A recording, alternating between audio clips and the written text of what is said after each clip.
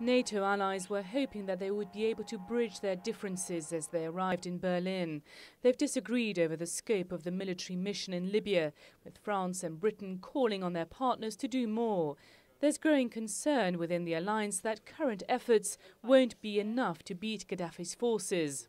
Now they hide their heavy arms in populated areas to avoid civilian casualties. We need a few more precision fighter ground attack aircraft. It's the US that has the most sophisticated aircraft among all NATO allies, and some within the alliance say these are essential to destroy key regime targets.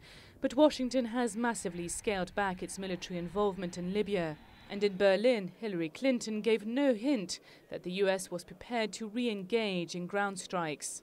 We are also sharing the same goal, which is to see the end of the Gaddafi regime, and we are contributing in many ways in order to see that goal realized.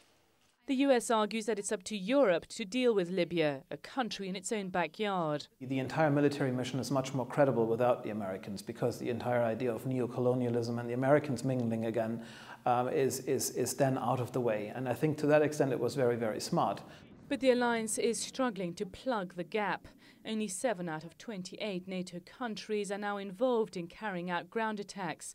And in Berlin, Spain, Italy and other European nations stressed they weren't willing to take part in the strikes. I don't have specific pledges or promises from this meeting, but I heard indications that give me hope. And by nature, I'm an optimist. NATO officials doing the rounds to highlight progress in Libya, but many here are not convinced. I think that the days of shiny glosses are over.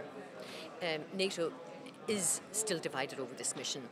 There's a realization, just talking to the delegations, that while NATO is now in there, getting in will be easier than getting out. The United States has taken, in this case, the back seat of the operation.